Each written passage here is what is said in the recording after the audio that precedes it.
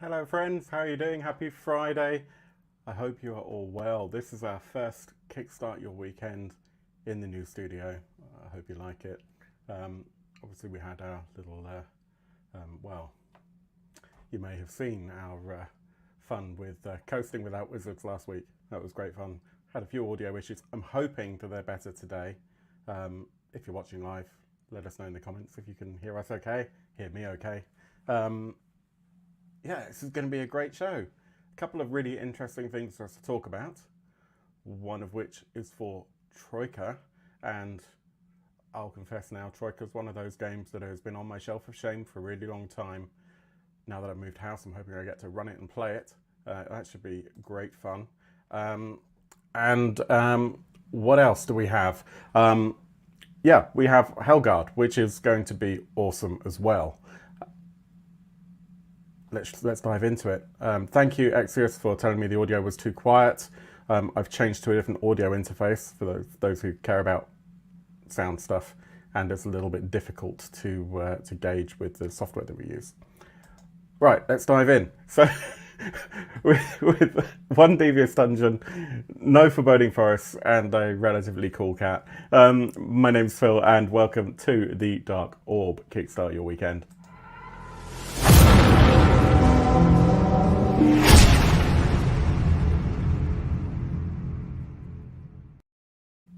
And here we are. Oh, well, yeah, I'm a little bit lost to where to start. It's been a really interesting couple of weeks. We had a bit of a drought on Kickstarter, I would say, lately, and we're beginning to see some cool stuff. There's more on Kickstarter than I have time to talk about in one show, so I'm really looking forward to next week's show as well. But that doesn't mean that we haven't got some great things to talk about today, and I'm pretty excited to delve into them. But how are you all doing? How has your week been? Have you managed to get any gaming in? Are you reading anything exciting? Have you been procrastinating? I'll tell you what we did.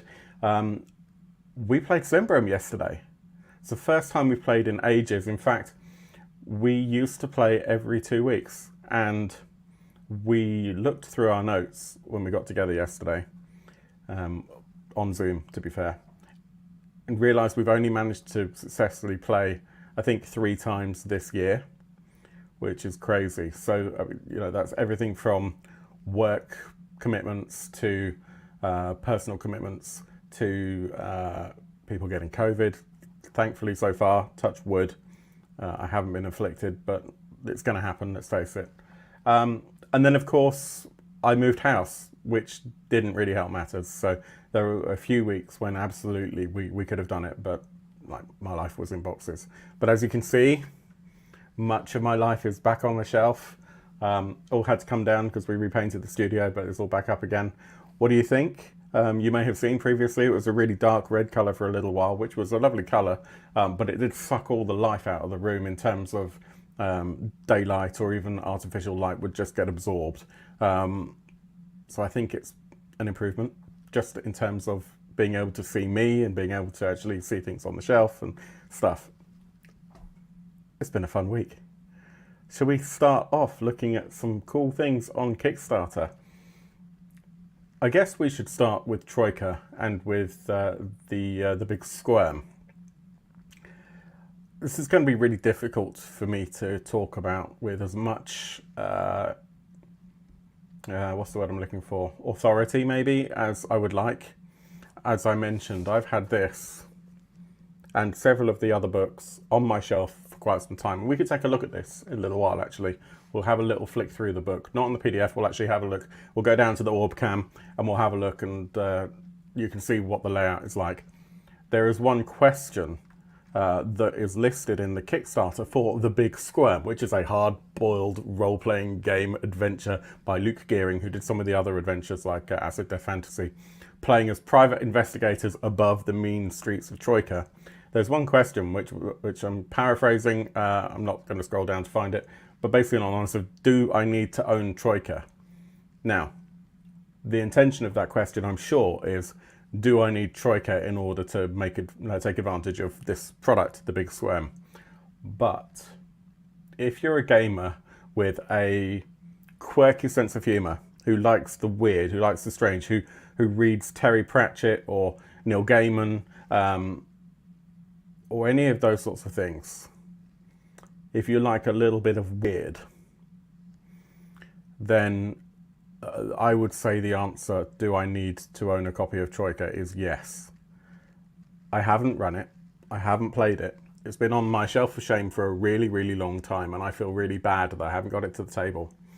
The rule system, as far as I can recall, is based on the fighting fantasy rule sets.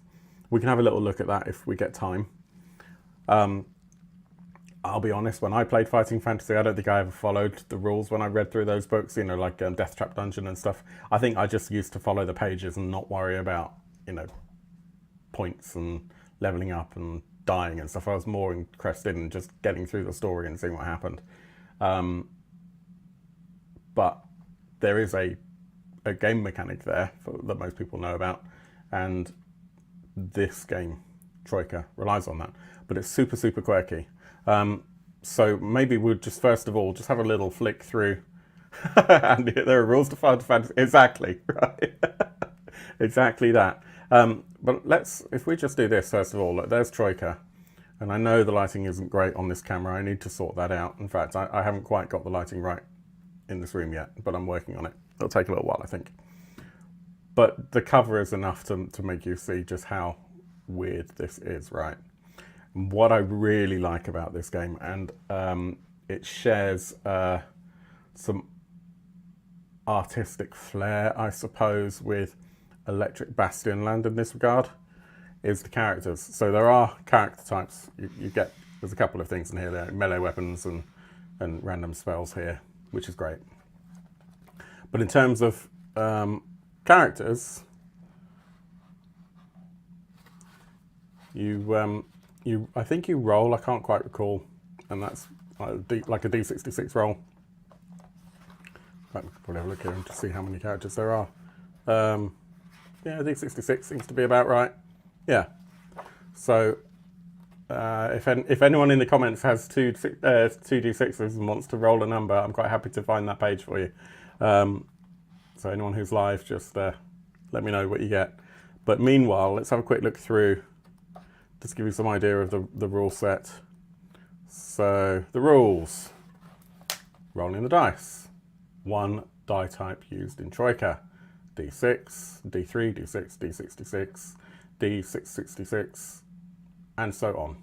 To roll a D3, roll a D6 and halve it, rounding up.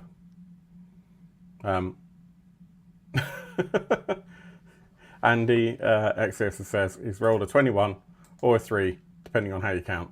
I mean, yeah, I would say it's probably a 21. So let's have a look and see what we get for 21. Andy, you are, I don't know what this is going to be. You're a demon stalker. You stake your reputation upon your ability to hunt and kill, let's zoom in a little bit, demonic creatures and those who break bread with them, be it goatmen in the wilds or the angel cults of the slums, all need to be driven back off the edge of the map and onto the shores of chaos. Possessions: a silver sword, 16 silver arrows and a bow, pouch of salt, vial of demon blood. And then you have a bunch of advanced skills. Mohammed, really, really great to see you. 33. So Mohammed, you are we ready for this? Drum roll, please, everyone.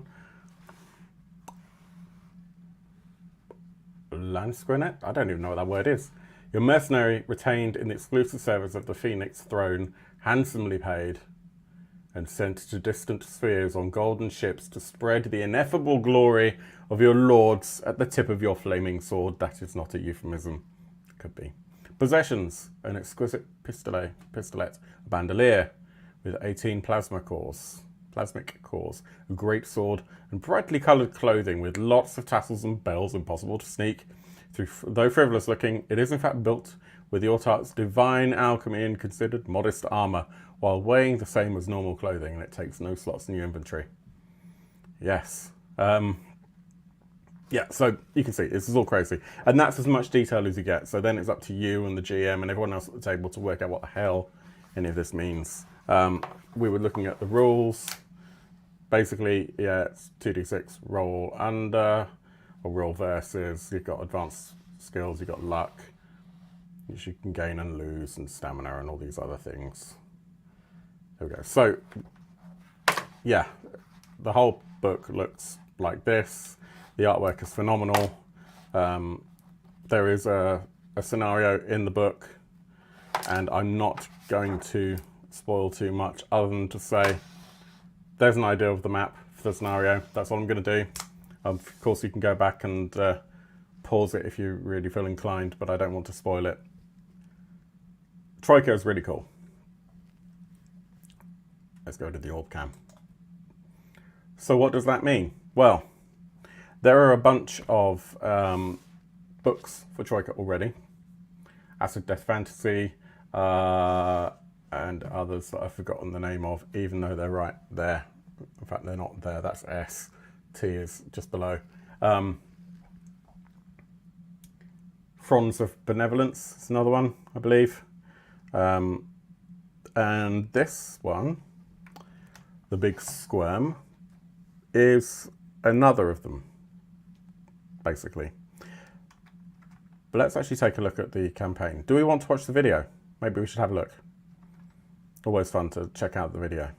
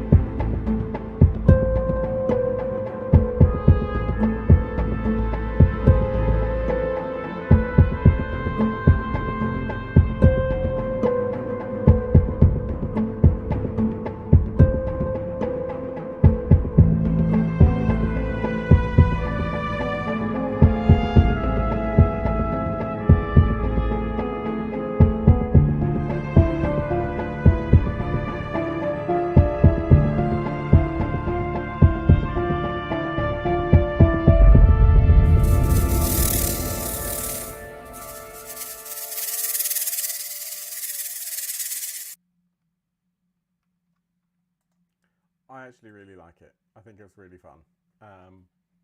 Andy pointed out weird, floaty, vomity text. Yeah, kind of. You can see what they're kind of going for with that style there. In terms of what the story is, there's some really interesting narrative here. Despite its privilege and reputation, Downgate Arches has worms. They slither down the support chain, snacking idly upon animals, citizens, and visitors alike. Assassins play poison dart tag in the open space between the hanging buildings. They have been dispatched by aggrieved parties. All have paid out small fortunes for the ownership of the yet unborn scarfworm futures. The chains of custody are long and spectral. Speculation was rampant before the pretender worms began to hatch, and when they did, the crash hit everyone. There were no scarfworms. Welcome to the Big Squirm, a hard-boiled detective role-playing game adventure. Now, it's no secret that I really enjoy the kind of noir settings we played in a private game, Deadlands Noir. Actually didn't really get on very well with Savage Worlds. It's a great system, but it didn't feel quite right with a noir setting, and that's probably just the way that I ran it. So this is not blaming Pinnacle Entertainment for having a bad system or anything like that. It's a bit like 5th edition. It's a very combat-oriented system. It doesn't have to be all the time, but really it's a mechanical system based on a miniatures game they used to have. I don't think it's available now anymore, and that shows. So it's great for things like Deadlands and those kind of more kind of pulpy actiony games or games where you're planning a lot of combat. We were running Deadlands Noir more like investigation, and it didn't work quite so well for that. But we also had Cult, which if you haven't seen our Cult, go... Oh, my audio is playing up again. Thank you. What I was saying is, it's no secret that I love noir games. So we played Deadlands Noir, not on the show, and it's a game that we loved, but the system we didn't really get on with. We played Cult, and we actually had Cult on the channel. If you haven't seen our actual play of Cult, please do check it out. Let us know what you think. We had great fun with that game, and it was an ordeal recording it because it was quite late and we were spread around Europe trying to kind of coordinate and everything. But that was great fun. And we've had other kind of noir things that we've kind of tried to play through the Discord. So if you haven't joined our Discord, by the way, please do. Link is down below if you're watching on YouTube or via Facebook. And we love to talk about these sorts of things, and we do get together and play games and offer games out to other people in the Discord. And that's how we had things like this and all that sort of stuff. So the idea that we're in Troika and we're doing hard-boiled detective, that you could kind of go in a noir direction, is really exciting to me. And I think it would be a great way for me to get Troika to the table. And yeah, so it says, welcome to the Big Squirm, a hard-boiled detective role-playing game adventure. In this adventure, players take the role of private investigators working for one of several factions embroiled in the mystery of the missing scarfworms. Players will search, steal, and trade for clues, exploring a wealthy neighborhood in the infinite city of Troika. What they uncover will have massive implications for your ongoing campaigns and provide a huge amount of gameable material to take your games even further into the weird and infinite city. The clear goals and open-ended creativity of the Big Squirm is also the perfect way to introduce new players into the world of Troika, which I'm really a big fan of, that this could be used that way. And it's a great introduction to the world of role-playing, which also is exciting. It's always good to have a new way to get people into the game, particularly if it's a very different setting to what they might be expecting or used to. Everyone kind of thinks, oh, it's going to be Dungeons and Dragons. It doesn't need to be. What are we looking at in the book? 100 pages, 46 paintings by Andrew Walter. The style of that art is very Dali-esque to me. Salvador Dali, that sort of surrealism. It is similar, but quite distinctly different from what I see in this book here. I haven't read through all the other books that I've got on the shelf because I'm an idiot. But yeah, there is a consistent kind of brightly coloured, kind of brain-melting vibe throughout all the books. It's very psychedelic. 8 factions, players to join, 23 locations soaked in corruption, intrigue and dirty dealings, 6 rival detectives, each playing their own dangerous game. That's great. I love the idea that you have NPCs there who already have their own agendas and that's all spelled out for the GM. It really helps. That sort of thing is great. And of course, one big case to crack. I don't know about you, but I don't have an awful lot of time for creating my own adventures. And to be honest, sometimes I lack the confidence with those adventures anyway, even though I haven't had any kind of negative experiences when I've run one of my own stories. It still is not something that comes easily to me. between a lack of personal time and maybe it's exercising that muscle to, that imagination muscle, which you have to kind of use it frequently, otherwise it becomes rusty. It's like anything else. So the fact that there is actually a case here as well, and it's not just a source book, is very, very valuable to me. Hey Krista, very good to see you. I hope you're well. Yeah, it's been a long time. Yeah, so that's the Big Squirm, but there's more details. So there's actually quite a lot in the rewards. Let's dig down into that. So £10. These guys are in the UK. Guys and girls are in the UK. So this is all in pounds sterling. I'll try and transpose it where required. So £10 is probably about $12 at the moment, I would guess. US dollars. Gets you the PDF. It's a fair price. £30, $35 to $40, I guess, will get you the print book. And as you saw, the books are gorgeous. If you can afford it, I recommend getting the print book. A5, saddle stitched. Let me see if I can show you the stitching on this, actually. It is actually even worth looking at. So, yeah, I can. So let me just move that camera up a little bit.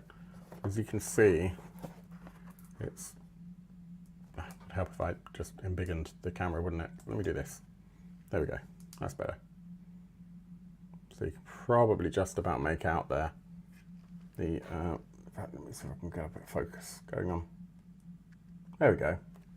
As you can see, it's actually really nicely stitched together. You do get what you're paying for here. In terms of the binding, it is wonderful. So that's worth considering. It's not just bits of stuff stapled together or even just glued. It's really nice. Let me remove that camera and go back to there. So all paper is Mungan and boasts FSC and PFC certification. So basically they're doing their best to be environmentally conscious, given that it's paper. Highest quality materials. I can definitely back that up personally. I guess it's a testimonial, though. Their stuff is really well made. £48 gets you Troika and the Big Squirm. If you don't have Troika, it's a good deal. Now I will tell you, and apologies to Melsonian Arts for doing this, that quite often Melsonian Arts do have bundle sales on. And if you are really patient, you might be able to get it cheaper by doing that. That said, without having a copy of Troika, you're not going to be able to run the Big Squirm. So I guess the benefit would be that you might get it more quickly. I'm not sure when they're claiming that they'll be able to fulfill at the end of the year. So one thing you could potentially do would be to grab Troika and the other books in a sale through the Melsonian Arts Council website, if it's cheaper for you to do that, for example, if you're in the UK, and then back the Big Squirm independently. So that's the way that you could save a little bit of money if you like the look of this. Then you've got the £70 or more for the Kickstarter exclusive deluxe bundle, where you get, so first of all, I think everyone watching will know that this is what has become in our Discord known as the fill level. This is the level that I would back, believe it or not. It's not the most expensive, I had to just double check that, but it's the most reasonable. And with this, you get a whole bunch of stuff that won't be available outside of the campaign once they've run out of the print run. So you get a GM screen. Now, they've not done a GM screen for Troika before, so that's actually pretty cool. I don't always use the GM screen. In fact, quite often what I'll do is I'll have a GM screen in front of me, really just as a way to separate the table out, because it then gives the players an idea of how much space they can spread on the table. And it still reserves a little bit for me to put my stuff down. But I don't tend to refer very frequently to the stuff on the back of the GM screen. That said, a really well-made GM screen that has the things that you actually want on the back will get much more use, so hopefully they'll do that. Now the rules for Troika are very simple and straightforward, a bit like things like Morkborg. So they can do that if they just put a little bit of thought in. And you know, if you actually look in the covers, and I'll show you here. So I know that I showed this on the camera a little bit earlier, but let's just remind you. So actually, there are a bunch of tables in the front and in the back. And the rules themselves are pretty straightforward. So I can imagine that that will be pretty useful GM screen. You also get character sheets, tearaway pad of character sheets. You can do what I do and buy 2 pads of character sheets and then never get around to running the game, or actually only end up running the game with one group of people and then going, now what do I do? But worst case scenario, they're probably not going to make these again anytime soon. So you might be able to sell them on if you don't manage to get it to the table. But honestly, Troika is one of those games, I think once you've got it to the table, you're going to play it a lot. A poster map. We always like poster maps. I love maps. And there's one on my wall here. That's a Symbaroum world map. I've got a bunch of others for things like the Versen Mythic North. And in fact, I've got the cloth one of that coming. I can't wait. That's probably going to go on the wall when I get that. And Forbidden Lands and other games as well. So any kind of poster map that comes in, I'm always excited to get. Hopefully they'll all go on the walls and you'll be able to see more of them as time passes on. Initiative tokens. This is actually something that's really exciting to me. The fact that there's a token bag with initiative tokens in it. This is super important for Troika. The way that initiative works is with tokens. And you can make your own by getting some glass beads and everyone picks a colour, for example. But it is a bit of a faff, so I think a lot of people will end up just using there's like an online Troika initiative calculator, which a lot of people are doing, at least if you're playing online. Physically, it's a bit more awkward. You have to be, as I said, a little bit more resourceful and inventive. So the fact that they're actually providing you with a token bag with initiative tokens, for me, is a huge, huge bonus. It's one of the reasons why I haven't got it to the physical table yet. Got no excuse for why I haven't played it online yet, but it's one of the reasons why I haven't got it to the physical tables. I just haven't gotten around to doing this. And a token bag. Now, if you're feeling flush, if you're feeling minted, and presuming they haven't run out of them, which they have already, actually, because there's only one backer, was an original piece of artwork, which is gorgeous, actually, from Andrew Walter. Void Parasites, the framed ink, watercolor and acrylic on paper. An incredible pledge level to actually own the artwork. Now, quite often at this level, even at this price, you'll see a limited print. Not always, but quite often. So I think this is actually really great. And whomever has managed to snap that up, there is some envy there. I don't think that I would ever put this on my wall, but it's still incredible. It's a beautiful piece of art, and yeah, mind-blowing. And then you get a Manila mystery dossier if you backed it in the first 48 hours. You're too late for that now, I'm afraid. Yeah, but there's that. Add-ons. Oh yeah, this is where we can see the other books, the ones that are on my shelf that are being ignored because I'm useless. Fronds of Benevolence, a wild race against time through a new and very Troika world, providing the players with everything they need to run a multi-session journey through a branching map of locations. Advanced geometric timekeeping. What more can I say? Acid Death Fantasy, a complete setting with a distinct apocalyptic flavour by award-winning industry veteran Luke Gearing, also the author of this scenario. I don't think the previous one was. A new tone, a new style, a new book to totally upend your Troika games. 56 pages, 36 backgrounds, 36 enemies, and a framework to hang them off. And if you look at the cover, and you can kind of see a bit of it here for that book, it just reminds me straight away of the sandworm in Dune. Slow sleigh to Plankton Downs, a journey to the glaciated world of my young misstep. which lands the players in the middle of a whodunit aboard the Nantucket sleigh ride as they attempt to uncover the truth behind the mysterious murders plaguing the ship. I'm presuming that this is kind of a Christmassy thing, but I haven't got this one, so I haven't looked at it.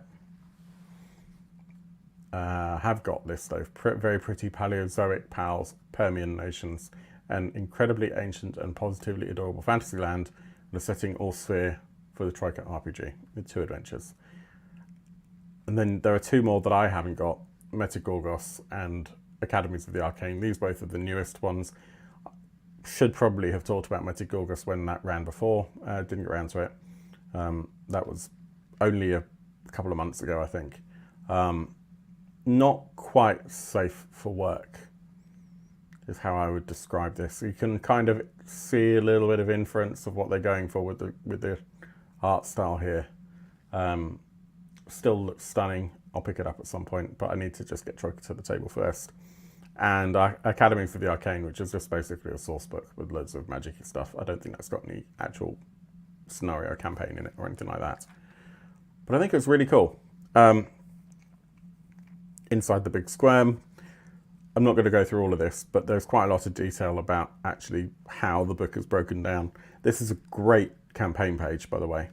Really, they've really thought about this. And if you have struggled with knowing how much detail to put on your campaign as a Kickstarter creator, this sort of stuff is just great because it really gives your backers an idea of what they're going to get.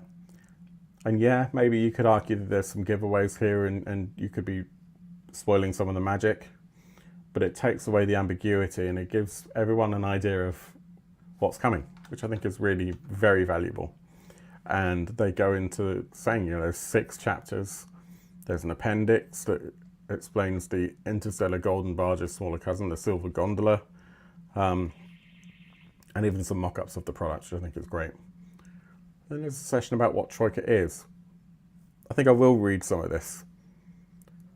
Released in 2018, it's attracted thousands of players and hundreds of third-party creators with its simple and robust rules, open-ended skill system, unpredictable initiative system. As I said, you've got a bag, you pull tokens out, which means that you might not get any turns in a round, by the way.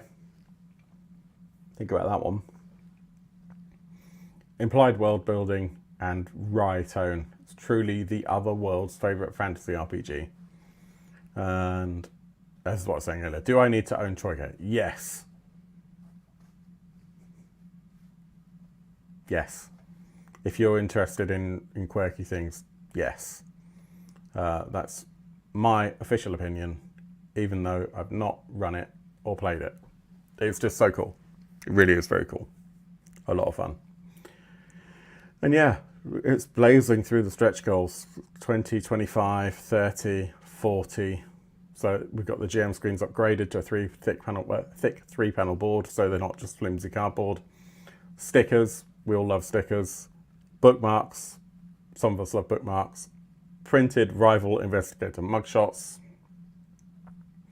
Next up is a ribbon bookmark. That would be amazing because, as you may be able to see here, it's one thing that this book lacks is a bookmark. So that would be good. I would definitely appreciate that. Why stop at 1? You could have 2.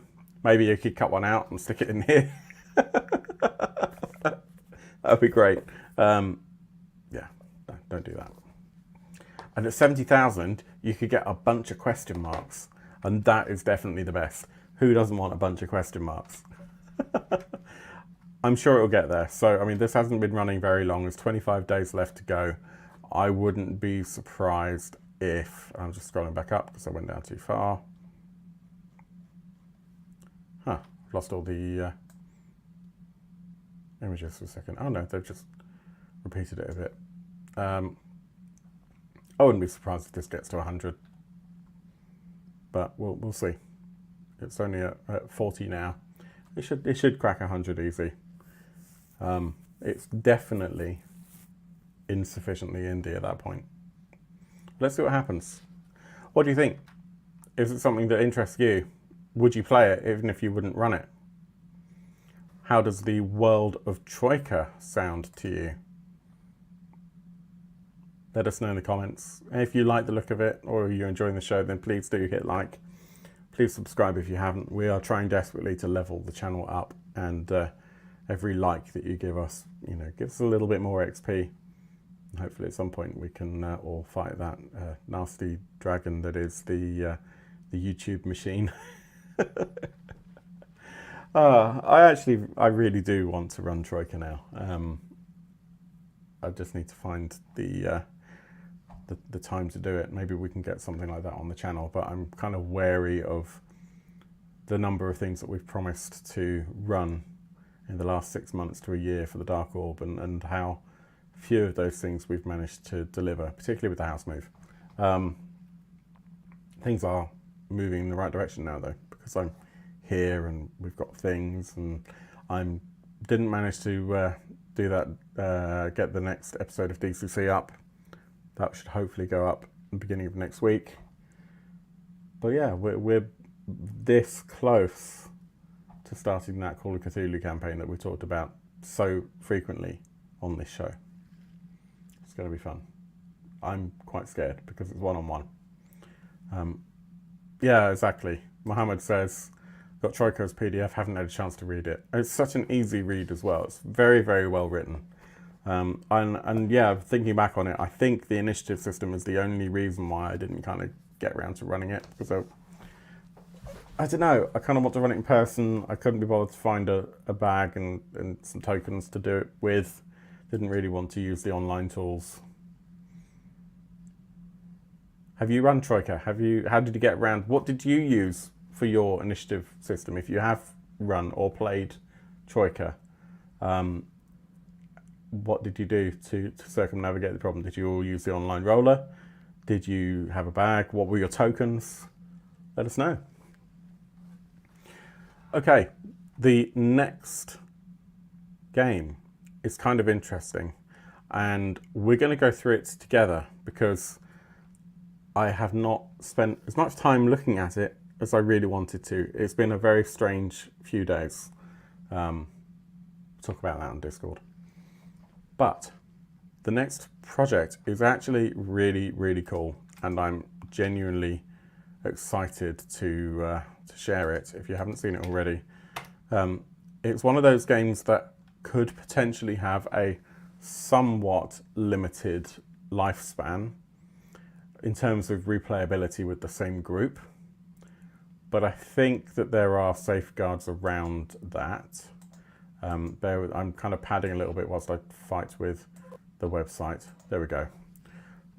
So, it's called Hellguard, Curse of Caina. It's by Granite Glyph Publishing Company, who themselves, I don't think that they've published much before, if anything. This is certainly the first thing that they've put on Kickstarter. But the talent that they have behind this is really interesting, and we'll get to that when we look at the campaign. The writers behind this is a really great list of writers that aren't all from the 5e space, which is great. So we have talents from things like the World of Vampire the Masquerade, for example. And that's appropriate because this is a horror game. Should we take a look? Let's take a look. So, here we go. Hellguard. And so it is said that there will come a second cataclysm. It starts not with a plague of fire, but a seed of malice.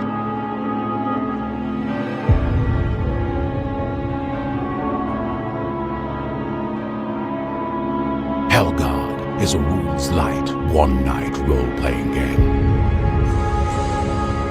With horrific investigation and deadly combat made in collaboration with tabletop industry veterans.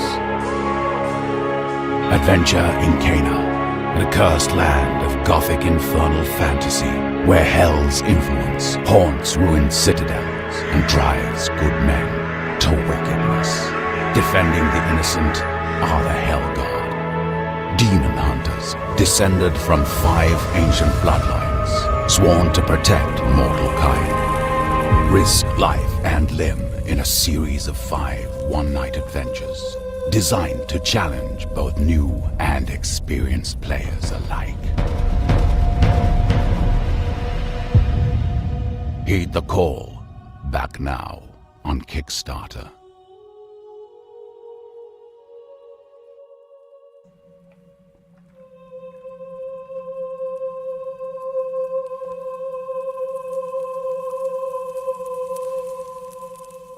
It's the trailer that keeps on giving. So yeah, it's kind of interesting.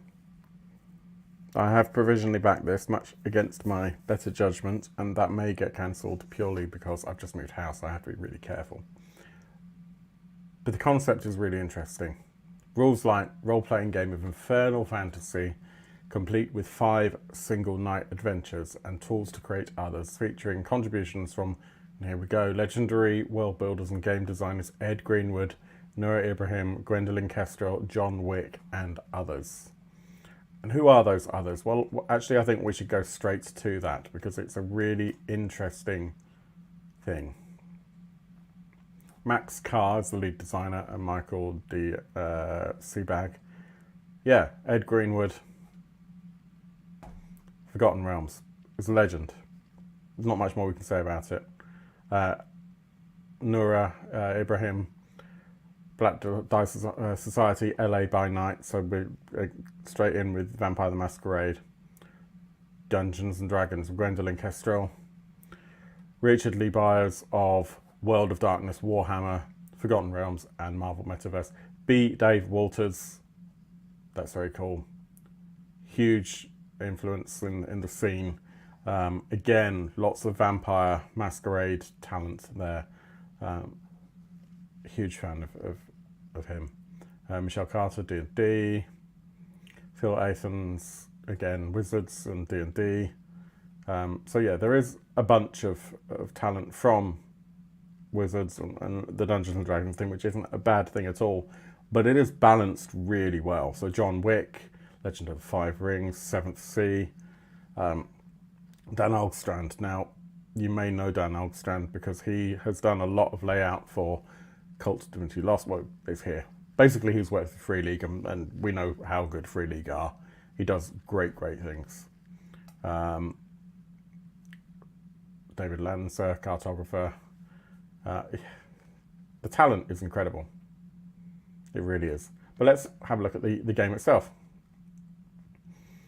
Hellguard is a tabletop role-playing game inspired by Diablo, Castlevania, Call of Cthulhu, and other dark fantastic worlds. The game focuses on the land of Caina, a continent buried in the long shadow of an infernal war that twisted the landscape and warped the hearts of its people. Villagers scrape by on the edges of a barren wilderness, ignorant of the supernatural evil that walks the streets. Ancient apocrypha, ripped from the tongues of tortured saints, portend that hell will wage a new war on humanity from the shadows. But against the spectre of annihilation stand the few damned souls with the power and the will to save this tragic world from itself, blending horrific investigation with anime-inspired combat. You may have noticed that in the trailer video that all your demons are that kind of the Diablo style, the things you see in the cult book, maybe not quite as visceral and graphic and sexualized as you see in the cult book, but that similar sort of style, the sort of thing that you see from miniatures from artists such as Creature Caster, who many of you know. I'm a big fan of their models. So that's your demons. But then when you look at the heroes, they're straight out of anime, out of Visions of Escaflowne, or whatever generic contemporary anime, because I haven't watched anime in 15 years. Yeah, you can see that. The Final Fantasy kind of thing as well, which is great. That's a really nice balance. I like it a lot.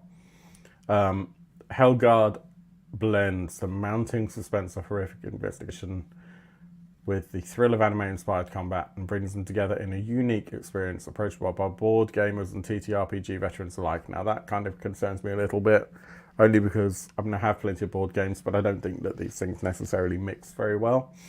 I am, however, incredibly biased. Pledge tiers, digital bundle. I'm not entirely sure, having looked at some of these other pledges, why one would go for the digital bundle, unless, of course, you know, if it's all you can afford, that's a different matter entirely. Money no object, though, I think you would be losing a lot by going this route. Let's have a look at why. Hardcover and PDFs. Nah, keep going. Ultimate box set, $80. 65 quid or so. That probably tells us here because I'm in the UK. No, it's not going to tell us. Right, you get the deluxe collector's box. Ooh, a box. The hardcover rulebook with the PDF. It's nice they're not making you pay extra for the PDF. The Red Master miniature, 30mm scale. So, it's pretty small, but still. Battle maps with 1-inch squares. Battle maps is good. Hellguard dice set. A Break It miniature. 5 pre-generated character sheets. Punch out tokens. I mean, that's why everyone loves board games, is punch the tokens out. A Knight miniature, 25mm scale. A Witch miniature, which looks kind of just not really witchy to me, but it doesn't matter. A Sage, a Shadow, plus all stretch goals and digital rewards. I'll tell you right now that that's probably the level that I personally would go for. It's a difficult decision though, because the Founders tier gives you all of that, plus 5 metal emblem coins, 1 for each of the bloodlines, plus level up dice, metal dice. It's pretty cool. A playtester access and a credit. Now those dice, it sounds like a lot of money. It's a big uplift, but these won't be cheap to make, and level up dice are massively premium. So if you are a dice collector, and I think most of us are to one extent or another, and you play a lot of D6 dice games, which, let's face it, most people who play free league games have a lot of D6 dice games. It's kind of tempting. How many did you get? 1, 2, 3, 4, 5, that's 8. So it's almost enough to be worthwhile for a Year Zero engine game. One of the older Year Zero engine games at least, because they're kind of changing the rules of what Year Zero means now. Adventure waits. Let's get into it. A series of one-night adventures designed to challenge new and experienced players alike. We've read that before. So these are the 5 adventures. In The Red Master, the Hellguards investigate a young man's disappearance from a small village isolated by primordial forest. The tragedy brings a zealous priest's feud with pagan traditions to a head, while a hidden agent feeds on the suffering of all involved. Second one. In The Shackled Dead, the sins of the past come home to roost as the corpses of the falsely accused rise from the waves to take vengeance on the lakeside town that saw them drown.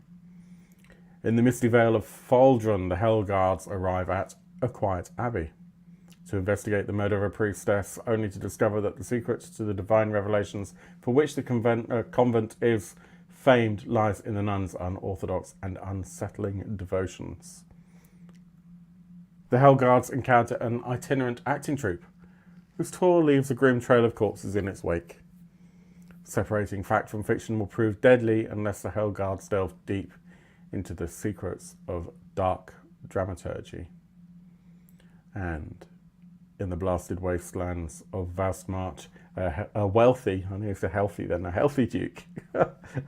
how wonderful in these dark times. So the duke is in prime physical condition. A wealthy duke seeks to reclaim his ancient Jesus. Ancient Jesus? No. A wealthy duke seeks to reclaim his ancestral stronghold as the Hellguards plumb the ancient ruins. So they're putting in a toilet. They must confront the past atrocities of the previous toilet? No, of a silent citadel, or be doomed to relive them. And then a couple of other stretch goals, so I'm sure that like B. Dave Waters and whatnot are probably going to write stuff.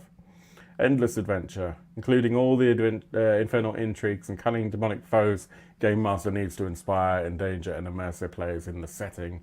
Tools to extend play beyond the pre-written adventures include a bestiary, story hooks, tips and guidelines for structuring one-shots. That sort of stuff is going to be valuable no matter what you're running. And I think writing one-shot for horror games is especially difficult. Writing for horror games full stop is actually not that straightforward if you want to get the kind of right response out of the players. So that sort of stuff is always really useful, really valuable. Systems agnostic advice for game mastering one-shots, again, like I just said, from setting stakes and establishing tone to escalating tension and achieving satisfying conclusions. A robust kit of tools for playing safely with horrific themes from contributing author, D&D live streamer and professional nerd Noura Ibrahim. We've gone through the team. The team is incredible. And there's a bit of art. I'm not going to read all of these, but I'd be really interested to know what you think of them. This reminds me, there's a Polish animation, must be about 10 to 15 years old now. I think when I saw it, it must have been about 2000 it might have been like 2007, 2006, something like this, called The Cathedral. I'll tell you what, for those of you on Discord, I'll dig it out and I'll share it on our Discord. If you're not in Discord, links below. But I just think it's a really cool piece of CG animation, back when CG animation wasn't really being done by independent artists, and this was an independent production, I think just by one person, probably in their bedroom. Really beautiful. And for some reason, this piece of art just reminded me of that. I have no idea why. I think just the colour palette and things.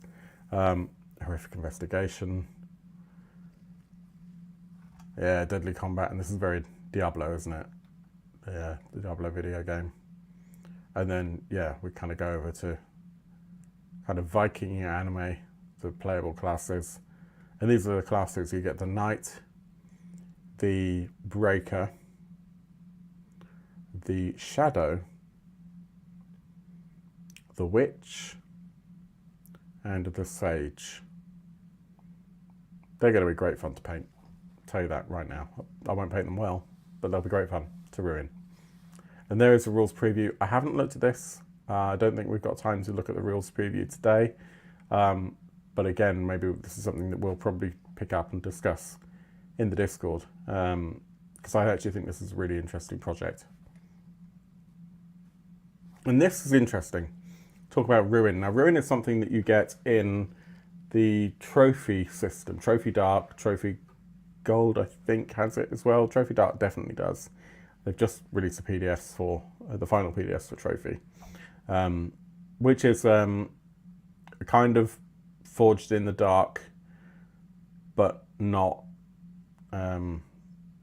role-playing game set in the Dark Forest. Trophy Dark itself is a one-shot specific role-playing game. Trophy Gold is a campaign, all about the idea of you being adventurers in a forest, and the forest actively doesn't want you there, and you accumulate ruin. And in this game you do as well. You accumulate ruin, and the more ruin you have, the more dangerous the world becomes to you. Track initiative with solid metal emblem coins forged by the master smiths, or enjoy them as infernal keepsakes. Oh yeah, this is the coins that you could get, particularly if you back that founders tier.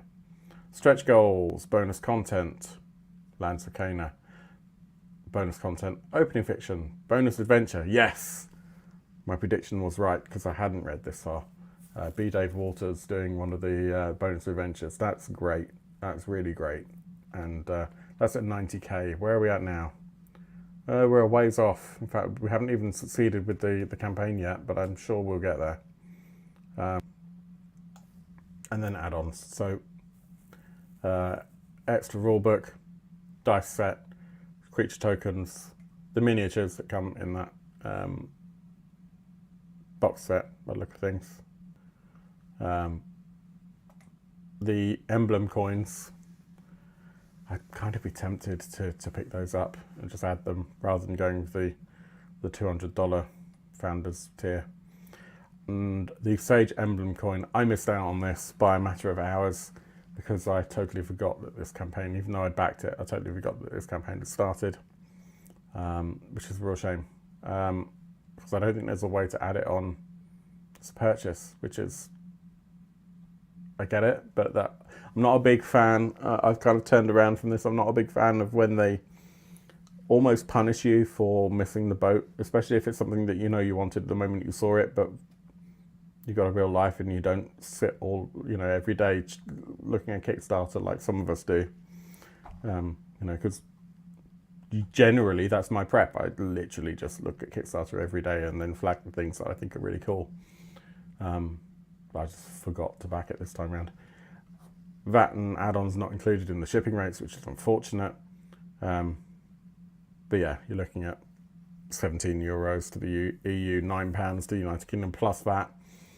VAT on $100 is going to be, it's 20%, so it's 20 quid VAT, 9 quid shipping, and then that shipping will get added onto the values of £109. Then they'll charge the VAT, so 110, so 22 quid, plus they'll charge you £10 for the privilege of you actually buying something. So you're going to be looking at an extra £30 to £40 to bring it into the country, to the UK. I'm sure in places like Sweden it's basically the same. They're just going to do everything they can to kind of reap back some of the costs of bringing it over. But these and ShipQuest are generally very good. That's Hellguard.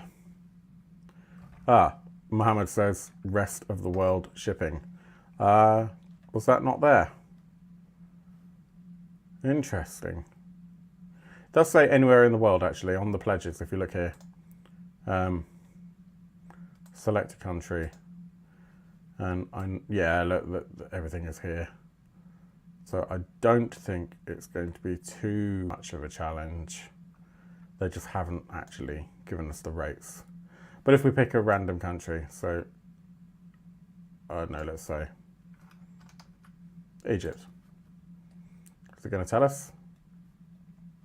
Probably not. It'd be good if it did. No, they're not auto-incrementing it by the looks of things, which is annoying. But it's there. Oh, Granite Glyph Publishing. Great to see you. Thank you for joining. We're just talking about how cool your product is. Yes, you have been summoned. And I'm very excited about this product. You'll have to go back and see me virtually gushing about this. So we did have a question about rest of world shipping. So if you're paying attention, it'd be great if you could let us know for definite that that's coming. But I think this is a really, really interesting product. As I said, I have backed it. I resisted my own temptations to back the Founders Pledge purely because of this here, right here, and because I like to survive to tell the tale. But I think this is a really intriguing product, and I think that deluxe box set, the ultimate box set, my apologies, is good value for money. I'm really intrigued to see how this plays out over the course of 5 nights. You could totally run this over, the course of a day. But I think, if you could, for example, something like, you've got, what's it called? You have the big conventions in the UK that are basically 4 or 5 nights away, contingency. You could run this at like midnight every night or something like that. It'd be really cool. Or just, get your mates over every night for a week around Halloween or something like that. It would be a really interesting way to freak everyone out. And do you know what else would be really cool? Would be if you had a group of 5 people and everyone took a turn running the game. I'm sure that would be doable. And could be quite fun. What do we think? I'm just scrolling back at the comments. And he says, legendary game developer and assassin, John Wick. Yeah, don't mess with his dog.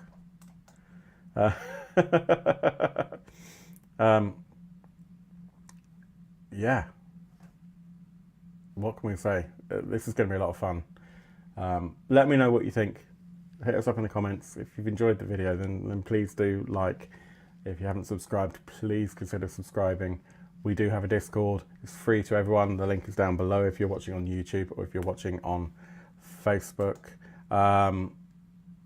We also have a Patreon. So if you really enjoy what we're doing, then your support will really help. It's not cheap doing this sort of stuff, but it's really fun. So everything that we do is purely for the second purpose there. We have a great time here. But yeah, your support in any way, moral or not, is immoral support is even better. Is greatly appreciated. We'll be back next week. I'm not quite sure what we're going to be doing next week yet. We might go back to the format that we did last week. We could have another Coasting Without Wizards, although that might get renamed to Casting Without Wizards. Might give that another go. Alternatively, there are a couple of other projects that I really like the look of that are live right now, and at least one of those has already had some pledge from me monetarily, so it would be quite good to talk about those. We'll do some of that on Discord as well. So thank you so much for joining. I really appreciate your support. I hope you've had a great week. I hope you're going to have a great weekend and that we've done a good job in kickstarting it today. Talk to you all very soon. And until I see you next time, I hope your dice rolls are way better than mine. Take care, everyone. Thanks. Bye.